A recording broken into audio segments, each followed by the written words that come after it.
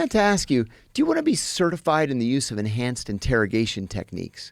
And I had never heard that term before. This was May of 2002. I said, enhanced interrogation techniques, what's that mean? And he goes, we're going to start getting rough with these guys. Like that. And I said, what's that mean? So he describes these 10 techniques. And I said, I don't know, man. That sounds like a torture program. And he said, it's not a torture program.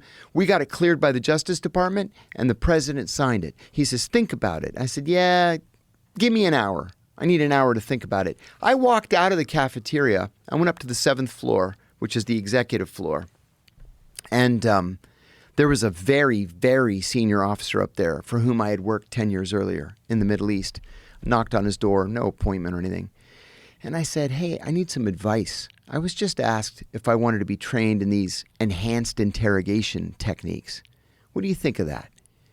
And he said, first of all, let's call a spade a spade. He said, this is a torture program. They can use whatever euphemism they want, but this is a torture program, and torture is a slippery slope. He said, you know how these guys are.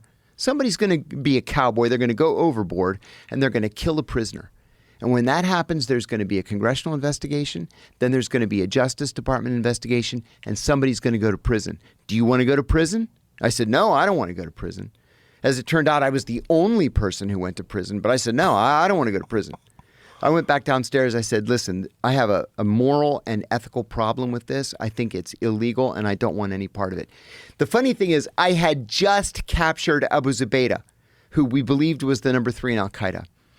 And I got passed over for promotion. And the reason I got passed over, they said, was because I turned down the training.